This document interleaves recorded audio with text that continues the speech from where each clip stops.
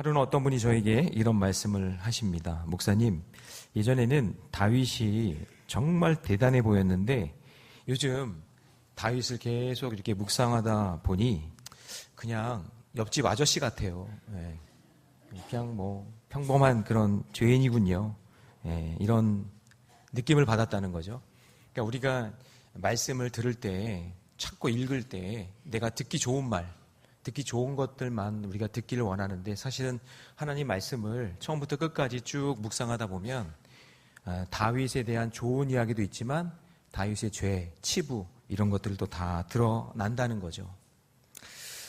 그렇게 하나님께 사랑받고 가는 곳마다 승리했던 다윗도 위기와 절망 가운데 다시 광야로 쫓겨가는 것을 보면 저를 한번 따라해 봅니다. 별 인생 없다. 그래요. 그래서 예수님이 필요한 거죠. 믿으십니까? 우리 별 인생 없어요. 잘난 것도 뭐 못난 것도 그냥 거기서 거기고 다 그런 거잖아요. 그런데 그런 인생이지만 우리가 예수님 만났기 때문에 구원받은 하나님의 자녀가 된 줄 믿습니다. 여러분도 앞에서 다 보셨듯이 다윗이 왕이 된 후에 밧세바 범하고 우리아를 억울하게 죽게 만들고 그러자 다윗의 가정이 서서히 무너지게 됩니다.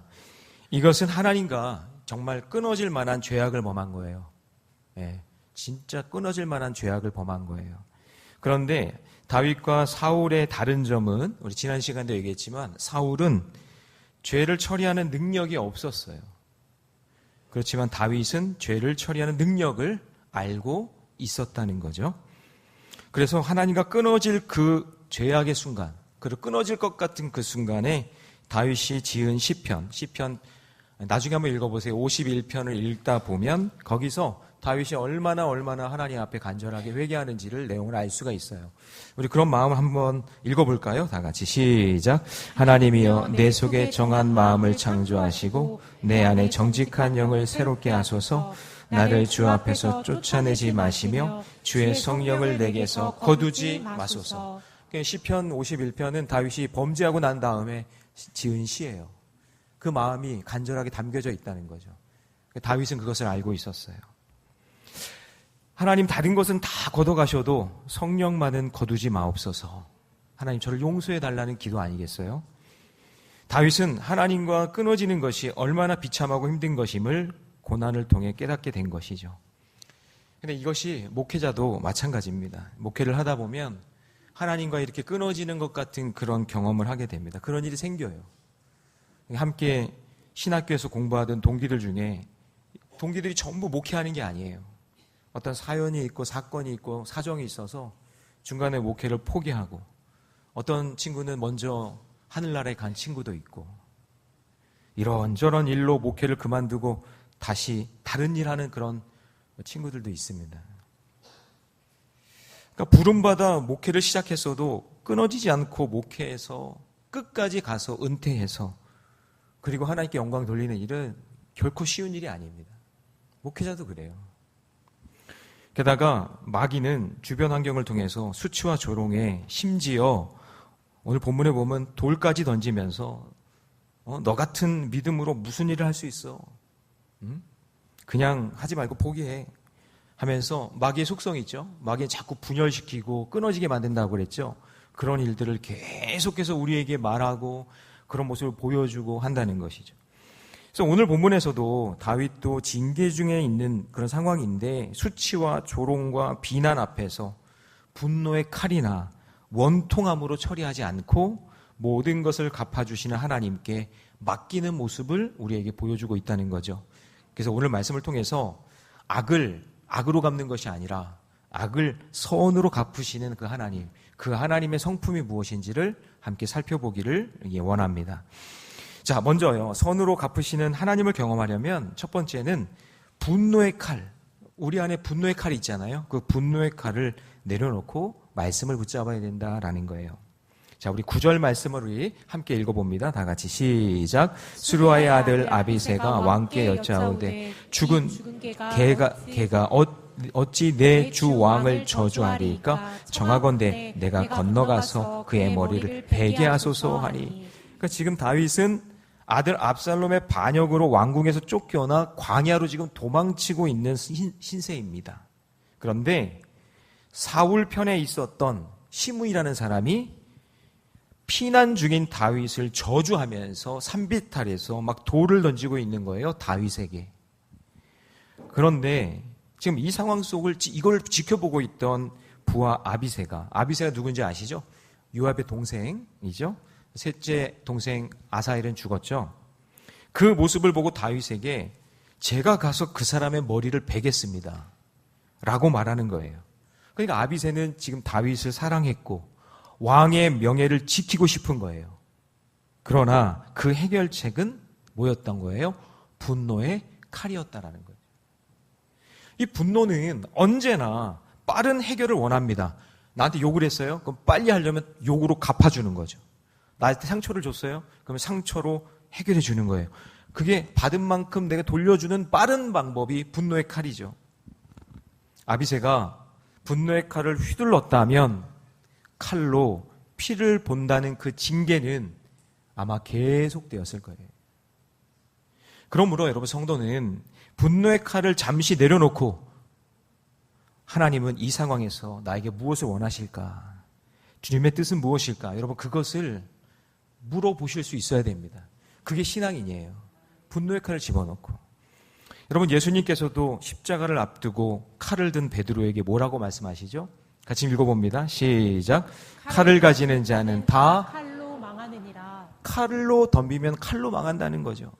감정은 폭풍처럼 몰아치지만 예수님의 말씀은 등대처럼 상황을 비춰주십니다. 근데 말씀이 없으니까 내 지금 손에 있는 칼만 보는 거예요. 다윗은 이어서 이렇게 얘기합니다. 우리 10절 말씀이 있습니다. 시작. 왕이 이르되 수레의 아들들아 내가 너희와 무슨 상관이 있느냐? 그가 저주하는 것은 여호와께서 그에게 다윗을 저주하라 하심이니 내가 어찌 그리하였느냐 할 자가 누구겠느냐 하고. 지금 다윗은 시므이의 행동이 옳다고 말하는 것이 아니라 하나님이 나를 위해 허락하신 사건이고 시므이가 나의 거룩을 위해 지금 수고하고 있구나. 그렇게 얘기하는 거예요. 이게 지금 하나님이 다 세팅해 놓은 거다. 그러니까 여러분 우리 집집마다 나를 화나게 하는 시므이가 있죠? 예, 있잖아요. 그 시므이가 지금 나의 거룩을 위해 수고하고 있는 겁니다. 시누이가 아니라 시므이예요. 예, 예, 시누이가 아니에요. 예. 그럴 생각을 갖고 있는 분들이 있을 것 같아서. 그래서 지금 시므이에게만 집중하지 않고 지금 하나님만 바라보고 있어야 된다는 걸 우리에게 말씀하는 거죠. 상처를 주는 시므이만 바라볼 때는 분노지만 하나님을 바라보면 기도가 나오는 거죠. 그래서 여러분 욥은 모든 것을 잃고도 이렇게 고백합니다. 주신 이도 여호와시요 거두신 이도 여호와시니. 주신 것도 하나님이고 거두가시는 분도 하나님이니까 하나님께 맡겨야 된다, 그런 이야기죠. 욥도 사탄의 공격을 받은 중에도 하나님의 주권을 바라보았어요. 오늘 우리의 삶에도 시므이 같은 사람들이 있을 수 있어요. 나를 열받게 하는 사람, 나를 비난하고 나를 오해하게 만드는 사람, 억울하게 만드는 사람 있잖아요. 그러나 믿음의 사람은 시므이 뒤에 계신 하나님을 바라보는 거예요. 그래서 다윗은 직접 복수하지 않고 누구에게 맡겨요? 하나님께 맡기는 그 과정을 우리에게 보여주는 거예요. 그래서 빨리 분노의 칼을 집어넣어야 돼요. 나중에 하나님께서는 다윗을 다시 왕권을 되찾은 후에 시므이는 솔로몬 때에 가서, 그러니까 다윗이 처리 안 해요. 솔로몬 때에 가서 역적으로 몰려서 나중에 하나님이 알아서 처리해 주십니다. 자, 따라해 봅시다. 시므이는 하나님이 처리하신다. 하나님이 처리하시는 거예요. 그래서 사도 바울도 로마서 12장 19절에서 이렇게 고백하잖아요. 같이 있습니다. 시작. 원수 갚는 것은 내게 있으니 내가 갚으리라. 여기서 내는 나가 아니라 하나님이죠. 원수를 누가 갚은다고요? 하나님이 갚으신다. 그러니까 분노의 칼을 휘두르면 내가 하나님이 되는 거예요. 내가 재판장이 되는 거예요. 그러나 믿음의 사람은 하나님께 그 재판을 맡기는 거예요. 다윗은 사울이 자신을 죽이려고 할 때에도 사울을 죽일 수 있는 기회가, 아주 정확한 기회가 2번 있었는데 다윗은 이렇게 얘기합니다. 내가 여호와의 기름 부음 받은 자를 치지 아니하리라. 내가 심판하지 않는다, 그런 얘기잖아요. 다윗은 분노의 칼보다 하나님의 때를 기다렸어요. 그래서 왕이 될 수 있었던 거예요. 여러분 분노의 칼을 휘두르면 왕이 될 수 없어요. 분노의 칼을 집어넣으세요. 그래야 여러분 왕이 될 수 있어요. 하나님이 여러분을 세워주신다는 얘기죠. 억울한 말을 들었을 때, 가정에서 상처받았을 때, 직장에서 오해받았을 때 당장 분노의 칼을 들고 싶은 마음이 막 스멀스멀 올라오잖아요. 여러분 그 순간 잠깐 기도하세요. 하나님, 이거 제가 해결하지 않겠습니다. 하나님, 주님께 맡깁니다. 주님이 판단해 주세요. 어떤 일하는데 일터에서 고객이 막 그냥 진상 고객이 와서 막 나를 힘들게 하고 어렵게 할 때도 있잖아요. 아니면 전혀 나랑 상관없는 일을 덤팀이 씌워서 나를 힘들게 할 때 있잖아요. 그럴 때 여러분 분노의 칼을 뽑지 마세요. 오늘 말씀에 기억나시기 바랍니다. 다시 집어넣고 하나님께 맡기세요. 그럼 시간이 걸리겠지만 하나님께서 그것을 다 갚아주실 줄 믿습니다. 분노의 칼을 내려놓는 것은 약한 것이 아니라 그건 대단한 믿음이에요.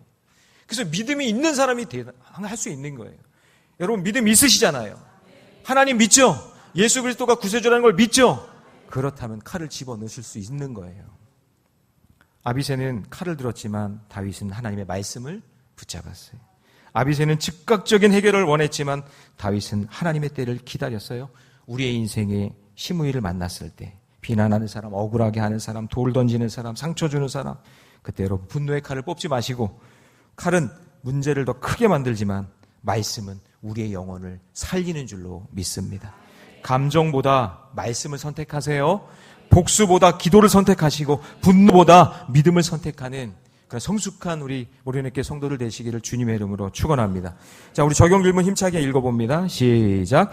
최근 내가 분노하며 반응했던 일은 무엇입니까? 나는 감정보다 하나님 말씀을 먼저 붙들고 있습니까? 예, 분노의 칼은 순간은 해결할 수 있다고 생각이 들겠지만 믿음의 말씀이 우리의 인생을 살리는 것이 분노의 칼이 살리는 게 아니에요. 들었던 그 칼 빨리 내려놓으시고, 오늘 예배드리고 가서 칼 휘두르려고 했죠? 그거 빨리 감추세요. 보여요. 예, 감추시고 하나님 말씀을 붙잡으시기를 주님의 이름으로 축원합니다. 자, 두 번째는요, 선으로 갚으시는 하나님을 경험하려면 원통함을 감사함으로 바꿀 수 있어야 돼요. 자, 이 목사님 이게 어떻게 가능해요? 원통한데 이렇게 생각이 들겠지만 한번 들어보세요. 여러분 인생 살아가다 보면 이해할 수 없는 일을 만날 때가 있죠. 열심히 섬겼는데 오해받을 수 있어요. 나는 진짜 열심히 했는데 나에 대한 생각을 평가를 잘못하게 할 때가 있고요. 선하게 행동했는데 비난받고 사랑을 주었는데 상처를 받아요. 특별히 가장 가까운 사람에게 배신당할 때 그 원통함은 더하죠. 다윗도 지금 그런 시간을 지내고 있는 거예요. 다윗의 한번 원통함을 한번 생각해 보세요. 자기 아들 압살롬. 다윗은 그래도 압살롬에 대해서 기대를 했는데 그 압살롬이 반역을 해요. 그리고 압살롬의 편이 얼마나 많았는지 예전에 사울에게 천천히요 다윗은 만만이라 했던 그 사람들이 전부 다 압살롬에게 간 거예요. 이제 압살롬 그러는 거예요. 갑자기 나타난 시므이는 나를 저주하고 돌을 던지고, 그런데 다윗은 이런 억울함과 수치와 슬픔을 하나님이 허락하신 것으로 고백하고 있다는 거죠. 여호와께서 그에게 명령하신 것이니 그가 저주하게 버려두라. 그러니까 지금 나의 원통함을 누가 허락하셨다는 거예요? 하나님이 허락하셨다는 거예요. 여러분 이걸 볼 수 있어야 돼요. 원통함은 그 인간이 나를 힘들게 한 게 아니라 나의 지금 원통함과 억울함과 이 분노와 이 어려운 마음을 하나님이 주셨대요. 하나님이 허락하신 거래요. 아니 그러면 하나님 도대체 어떤 분이길래 저에게 이렇게 원통함을 주시나요? 그렇게 따질 수 있죠. 그런데 여러분 그런 수준으로 따질 수만 있다면 그 사람은 진짜 수준 있는 사람이에요. 자, 다윗은 현재 상처보다 미래에 행하실 하나님을 바라보며 놀라운 신앙 고백을 하는데 그게 12절입니다. 같이 있습니다. 시작. 혹시 여호와께서 나의 원통함을 감찰하시리니 오늘 그 저주 때문에 여호와께서 선으로 내게 갚아주시리라. 그 원통함을 하나님이 주셨으니 나를 감찰하시는 그 하나님, 나의 원통함을 다 아시는 그 하나님이 나의 모든 이 억울함과 분노와 상처와 눈물을 하나님께서 닦아주시겠다라는 그 고백을 하고 있는 거죠. 지금 다윗은 너무나 원통한 상황이에요. 그런데 그 원통함은 하나님이 아신다. 그래서 여기 감찰이라는 단어 있잖아요. 히브리 말로 라라고 하는데요. 단순히 정보를 조사한다는 뜻이 아니라 하나님께서 자세히 보시고 관심을 가지시며 결정적인 순간에 개입하신다라는 말이 담겨져 있는 게 감찰이에요. 다시요. 그냥 감찰인다는 게 그냥 뭐 이렇게 살펴보네 이게 아니라 하나님이 지금 감찰하신다는 말은 지금 잘 보고 계시고 자세히 보고 계시고 우리가 어떻게 하는지, 분노의 칼을 뽑고 있는지, 말씀을 의지하고 있는지, 기도하고 있는지 우리를 지금 잘 보고 계시다가 결정적인 그 순간에 하나님이 개입하신다는 의미가 감찰한다는 뜻이에요. 그러니까 하나님은 나의 원통한 상황을 자세히 보고 계시다가 내가 위기의 순간에 결정적인 도움을 주시는 분이 하나님인 줄 믿습니다. 그래서 우리가 기억해야 될 게 뭐냐? 원통함은 하나님을 떠난 자리가 아니라 하나님이 허락하신 감사의 자리다. 내 인생에 개입하시는구나. 나와 함께 하시려고 이렇게 원통함을 주시는구나. 라는 것을 깨닫는 그 지혜가 있어야 되는 거예요. 그래서 원통함은 감사함이에요. 믿음이 없는 사람은 원통하는 순간에 누가 나를 공격했지? 누가 나를 배신했지? 누가 나를 힘들게 했지? 그러면서 그 사람을 바라봐요. 그러나 믿음의 사람은 그 원통한 순간에 누굴 바라봐요? 하나님을 바라보는 거예요. 하나님께서 이 일을 통해 나에게 어떤 감사의 선물을 주실까? 그 원통한 순간에 하나님께 받을 감사의 선물을 떠올려 보세요. 이 원통함도 지나갈 거니까 하나님이 다 갚아주시겠지? 더 귀한 것으로 30배, 60배, 100배로 하나님께서 좋은 걸로 나 갚아주실 거야 하면서 여러분 그 원통함을 말씀과 기도로 인내하며 가시기 바랍니다. 성경에서 원통한 사람 한 명 뽑으라면 형들에게 팔려간 요셉 아니겠어요? 그러나 훗날 이렇게 말합니다. 당신들은 나를 해하려 하였으나 원통하죠. 나를 해하려 했으니까 원통한 일이죠. 그런데 뭐라 그래요? 하나님이 그것을 무엇으로? 선으로 바꿔주셨습니다. 감사의 고백을 할 수 있게 된다. 라는 걸 보여주고 있는 거죠. 그래서 사람은 악을 계획했지만 하나님은 선을 이루신다. 그래서 원통한 사건 중에서도 하나님의 손은 여전히 나를 위해 일하고 계심을 믿으시기 바랍니다. 자, 이제 다윗은 직접 원수를 갚으려 하지 않습니다. 그는 자신의 원통함을 하나님께 맡기면서 이렇게 고백합니다. 여호와께서 선으로 내게 갚아주시리라. 여호와께서 선으로 내게 갚아주시리라. 세상은 나의 눈물을 모를 수 있어요. 가족도 내 원통함을 모를 수 있어요. 친구도, 교회 사람들도, 직장 동료도 이해하지 못할 수 있어요. 그러나 하나님은 우리의 원통함과 우리의 눈물을 다 세고 계세요. 다 보고 계세요. 어떤 분이 저에게 자기의 원통함을 이야기하시더라고요. 목사님, 내 뜻대로 되는 일이 하나도 없네요. 그냥 원통해요. 그래서 제가 뭐라 그랬게요? 저도요. 저도 원통해요. 여러분, 생각해 보세요. 내 뜻대로 되는 일이 하나도 없다. 여러분, 이거 천만다행 아니에요? 여러분, 우리가 하나님 뜻대로 살아야 되는 게 맞잖아요. 하나님 주신 말씀대로 살아야 되는 게 맞잖아요. 하나님 뜻대로 살아야 사는 길이지, 눈만 뜨면 죄 지을 생각만 하는데 내 뜻대로 계속 살면 여러분 그거 망하는 길 아니에요? 어떠세요? 내 뜻대로 살아가면 그게 잘 되면 그거 망하는 길 아니에요? 하나님 뜻대로 살아야지. 하나님은 뭐라 그러세요? 주님은 뭐라 그러세요? 좁은 길 가라. 좁은 문으로 가라. 그거 불편한 거예요. 힘든 거예요. 내 뜻대로 가는 길 아니에요.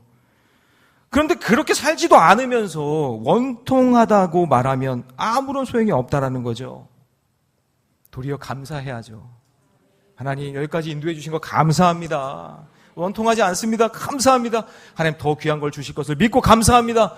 그럴 때 하나님이 인도해 주시는 거지. 하나님, 그냥 원통합니다. 되는 일 하나도 없어요. 그래서 제가 또 하고 싶은 말이 있었지만 하지 않았어요. 당신 뜻대로 되지 않는 게 다행이에요. 우리 옆에 사람과 인사합시다. 당신 뜻대로 되지 않는 게 다행이에요. 벌써 죽었어요. 그럼 벌써 망했어. 벌써 망한 거예요. 여러분 1970년대에 그때 리차드 바크라는 글 쓰는 분이 그 갈매기의 꿈이라는 책을 썼어요. 149페이지 정도 되는 얇은 책인데 하루면 다 읽어요. 갈매기의 꿈. 거기 이제 주인공 갈매기가 조나단인데 의인화해서 이렇게 나오는 그런 내용이에요. 근데 이 조나단은 꿈이 있었어요. 이 갈매기는. 근데 그 주변에 있는 친구 갈매기들을 보면서 이렇게 얘기해요. 우리가 매일 먹기 위해 날아다니는 게 다냐? 이게 다야? 우리도 높이 멀리 비상할 수 있잖아. 우리도 의미 있는 날개짓을 할 수 있어. 하면서 자기 똑같은 갈매기인데 이 조나단이 그 주변에 있는 친구들 갈매기에게 계속 얘기하는 거예요. 그렇게 먹는 것만 그렇게 쫓아다닐 거니? 아니 그렇게 너희들은 그 온통 생각이 그런 생각밖에 없어? 그때 갈매기 친구들이 매일 같은 원통하다고, 자기들은 원통하다고, 이 먹을 것도 없는 이 원통한 세상, 우리는 독수리보다도 약해, 이게 뭐야? 독수리는 콱 하늘 날면서 그냥 콱 먹이를 잡고 막 그러는데 우리는 그냥 이게 뭐야? 통통배 막 쫓아가면서 어부들이 버리는 그냥 생선대가리나 먹고 이게 뭐야? 막 그러면서 계속 원통해 이것만 늘어놓는 거예요. 그때 조나단이 갈매기 친구들에게 이런 말을 합니다. 원통한 일이 있는 거 어쩔 수 없지만 원통하다고 불평만 늘어놓고 있으면 달라질 게 아무것도 없잖아. 아무 일도 안 일어나잖아. 우리에게는 감사할 일이 너무나 많아. 우리는 할 수 있는 일이 너무나 많아. 그러면서 그 친구 갈매기들을 설득하는 거예요. 뭐 이렇게 말로 했겠어요? 끼룩 하면서 얘기했겠죠. 여러분, 우리 인생에도 원통한 일이 많지만 그러나 원통하다고 불평만 하지 말고 도리어 그 상황 속에 감사한 것이 더 많다는 것을 깨달았으면 좋겠어요. 하나님은 그 원통한 일을 감사함으로 바꾸시니까. 벌써 여러분 2026년 한 해 절반이 지나고 이제 다음 주에는 맥주 감사 주일이에요. 이제 원통함을 그치세요. 하나님 여기까지 지켜주시는 그 하나님의 은혜 감사하면서 여러분 다음 주에는 기쁘고 감사한 마음으로 나오시기 바랍니다. 언제까지 원통함으로 갇혀 있을 거예요? 언제까지 불만과 불신으로 살할 거예요? 그게 아니라 하나님 이것을 감사함으로 하나님 반드시 바꿔주실 것을 믿사오니 하나님 나를 사용해 주세요. 제가 저 창공을 날겠습니다. 하나님 나를 붙잡아 주세요. 그렇게 기도하며 다음 주 우리 맥주 감사주의를 맞이하시기를 바랍니다. 세상에서 가장 큰 원통함은 여러분 예수님의 십자가 아니에요? 죄 없은 예수님이 조롱당하고 사람들이 침뱉음 당하고 버림받아 죽임당하셨어요. 그러나 하나님은 그 십자가를 통해 그 십자가를 바라보는 인생들은 원통한 인생으로 살던 우리를 감사한 인생으로 만들어 주시잖아요. 믿으십니까? 네, 그래요.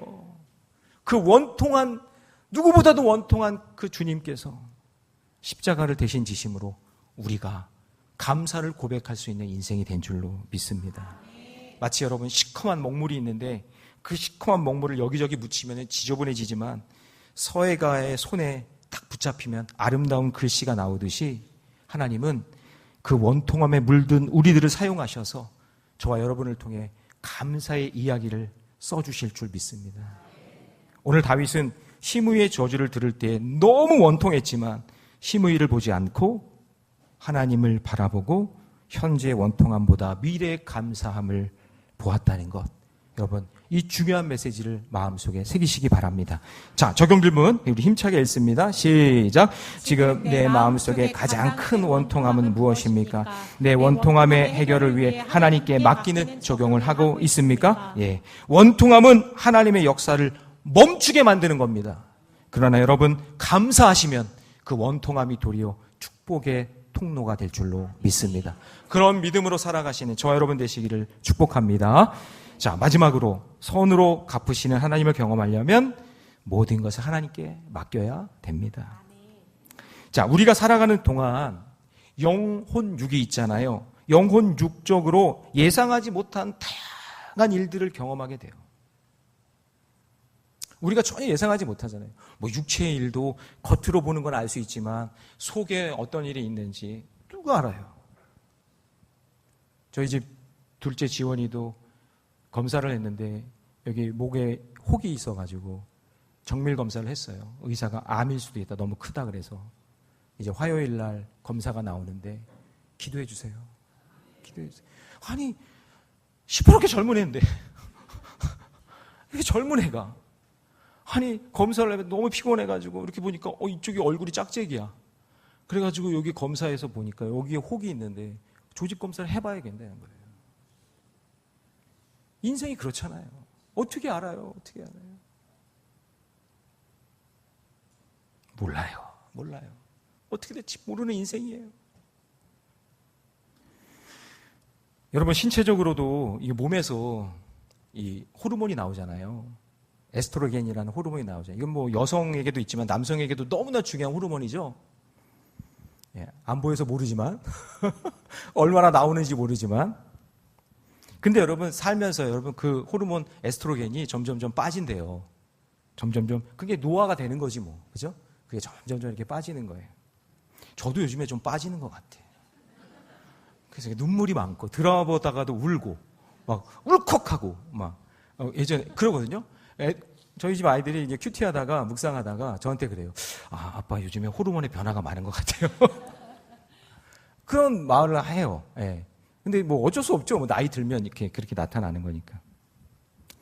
근데 이 에스트로겐이라는 호르몬이 막 빠지기 시작하면요, 공통적인 게 뭐냐면 기억력이 점점점 떨어진대요. 기억력이. 뭐 그러면서 뭐 치매에도 영향을 주겠죠, 그게. 어떤 할아버지가 너무 배가 고파서 할머니한테 심부름을 시키는 겁니다. 여보, 내가 배가 고프니까 냉장고에 가서 우유랑 인절미를 좀 갖다 줘.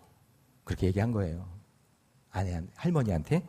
근데 할머니가 알았다고, 잠깐 기다리라고 그러면서 딱 일어나서 가려고 하는데 할아버지가 화를 내는 거예요. 왜 그냥 가냐고. 아니, 거기 가다가 더 까먹을 텐데 그거 적어서 가야지. 그거 까먹지 마. 그거 적으라고. 그래서 우유, 인절미 적어 가야지. 그거 어떻게 그냥 가냐고. 그러자 이제 할머니가 할아버지에게 화를 내면서, 아니, 내가 그것도 몰라서 적으라고 그러냐고. 잠깐 기다려보라고. 내가 우유랑 인절미 갖다 줄게. 그러는 거예요. 그런데 한참 있다가 할머니가 오는데 할머니 두 손에 삶은 달걀이 이렇게 있는 거예요. 삶은 달걀이. 그런데 이 할아버지가 뭐라고 이렇게 삶은 달걀을 들고 오는 할머니한테 뭐라고 했냐면, 아우, 고마워 여보, 삶은 달걀, 아이고 안 까먹고 잘 가져왔네. 그러니까 이 할아버지도 자기가 뭘 시켰는지 모르는 거예요. 우리 옆에 사람 인사합시다. 당신도 곧 그런 날이 옵니다.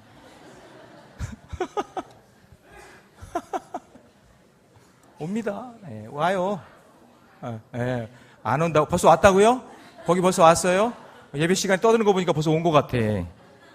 자, 여러분, 이런 어려움도 닥치면 당황하고 힘들겠지만, 여러분, 세상에는 정말 감당하기 힘든 문제들이 많잖아요. 우리는 지금 웃고 넘어갈 수 있겠지만 여러분 본인이 닥치면 어때요? 절망할걸요. 너무 힘들고 어려운데, 너무 힘들고 지금 어려운데 내 옆에서 비난해요. 누가? 눈물 날 만큼 힘든데 누군가가 먼지를 날리면서 조롱하면서 돌을 던져요. 지금 그게 지금 다윗 상황이라고요. 다윗이 그 상황이라고요.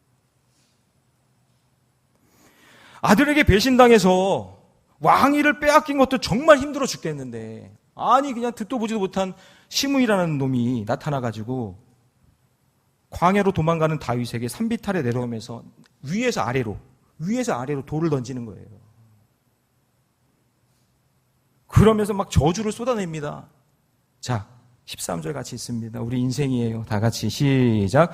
다윗과 그의 추종자들이 길을 갈 때에 시므이는 산비탈로 따라가면서 저주하고 그를 향하여 돌을 던지며 먼지를 날리더라. 여기서 지금 시므이가 돌을 던지고 먼지를 날린다는 것은 뭐냐면, 이거 단순한 그냥 방해가 아니라 이거 정말 악한 짓이에요. 정말 악한 짓이에요. 다윗이 지금 왕이잖아요, 아직은. 그러니까 국법을 하든지 지금 다윗이 명령만 내리면 저 시므이 그냥 죽는 거예요. 그러나 다윗은 보세요. 악을 악으로 갚지 않아요. 모든 수치와 모멸을 당하고 돌에 맞아가면서 하나님께 맡기고 그냥 지나갑니다. 자, 따라해 봅시다. 그냥 지나갑니다. 자, 다시요. 그냥 지나갑니다. 그거예요. 지나갑니다. 이처럼 모든 것을 하나님께 맡기고 더 이상 분노의 칼을 휘두르지 않고 악을 손으로 갚는 그 하나님과 함께한 그들에게 하나님이 그래서 그들에게 쉼을 선물로 주시는 거예요. 자, 14절 같이 있습니다. 다 같이 시작. 왕과 그에 함께 있는 백성들이 다 피곤하여 한 곳에 이르러 거기서 쉬니라. 여러분, 오늘 본문의 마무리를 잘 보세요. 시므이는 악을 악으로 갚는 것이 마지막이 아니라 하나님이 주신 쉼을 얻는 것으로 지금 마지막을 지금 가고 있죠. 다윗이 여기서 칼을 안 썼단 말이에요. 여러분, 오늘 본문의 마무리 이거 기억하셔야 돼요. 내가 원통함으로 분노의 칼을 뽑고 그리고 절제하지 못하면서 내가 심판하려고 하면, 내가 재판장이 되면, 그러면 그 칼에 의해서 피가 난자한 징계는 계속되는 거고, 그 원통한 그 순간에 그 모든 것을 하나님께 맡기고 하나님을 의지하면, 그러면 그 마지막은 뭐예요? 참된 쉼을 얻게 되는 거예요. 그래서 예수님도 우리에게 뭐라고 말씀하셨죠? 같이 있습니다. 시작. 수고하고 무거운 짐진 자들아 다 내게로 오라. 내가 너희를 쉬게 하리라. 주님은 우리의 원통함을 아십니다. 그래서 오늘 본문으로 바꿔보면 원통한 자들아 다 내게로 오라. 내가 너희를 쉬게 하리라. 그랬더니 시므이는 저주로 끝났지만 다윗은 쉼으로 끝나게 됐다. 그런 얘기죠. 결국 하나님은 다윗을 사무엘하 19장에 가면 다시 왕위를 회복시켜 주십니다. 여러분의 인생이 지금 있는 자리에서 다시 하나님을 열정적으로 섬기며 그리고 하나님을 높였던 그 자리로 다시 돌려주실 줄 믿습니다. 혹시 마음의 원통함이나 분노로 인해서 힘들어하고 있는 분들이 있다면 주님을 의지하시면서 믿음의 길 걸어가시고 오늘 말씀을 다시 한번 깊이 있게 묵상해 보세요. 깊이 있게. 오늘 저는 밀어내서 여기까지 전하지만 여러분 깊이 있게 묵상하시면 여러분들이 알지 못한 놀라운 신비한 비밀을 경험하게 될 줄 믿습니다. 적용 질문 같이 우리 힘차게 읽습니다. 시작. 지금 내 삶 속에 계속 돌을 던지는 시므이는 누구입니까? 나는 악을 악으로 갚고 있습니까? 하나님께 맡기고 있습니까? 여러분 정말 힘들겠지만 나에게 돌을 던지는 시므이까지도 하나님께 맡길 때 하나님의 참된 쉼을 저와 여러분에게, 우리 가정에, 우리 교회에 주실 줄 믿습니다. 이제 말씀을 정리합니다. 사랑하는 여러분, 사무엘하의 기록을 보면서 깨닫는 것은 다윗의 죄악과 실패와 수치를 하나님과 사람 앞에 전부 다 보여준다는 거예요. 우리가 사무엘 상에서는 다윗이 막 잘하고, 그리고 사무엘하 10장까지는 다윗이 막 잘 싸우고 멋진 왕이었다, 우리가 이렇게 생각했지만 다윗도 여전히 뼛속까지 죄인이고 우리가 똑같기 때문에 그런 죄를 우리에게 보여주신단 말이에요. 그럴 때 우리가 에이 다윗도 별 수 없네, 에이 뭐 그렇게 생각할 수 있겠죠. 그런데 다윗이 그런 징계를 받는 태도를 한번 보세요. 변명하지 않아요. 누구 원망하지 않아요. 그리고 11장부터 16장까지 하나님이 말씀하신 징계를 그대로 받아들이고 있습니다. 왜 그랬을까요? 지금까지 다윗의 삶을 통해서 역사하신 하나님은 무슨 일이 있어도 나를 죽이지 않고 살리시겠다고 하신 그 말씀이 있었기 때문에, 사무엘하에서 하셨던 그 말씀이 있었기 때문에 내가 지금 죄를 짓고 원통한 가운데 이렇게 힘들어하고 있지만 하나님은 나를 살리시고 나를 다시 회복시켜 주실 거라는 믿음이 있었기 때문입니다. 오늘 우리도 마찬가지예요. 언제나 나와 함께 하시는 주님만 바라보며 사시기를 주님의 이름으로 축원합니다.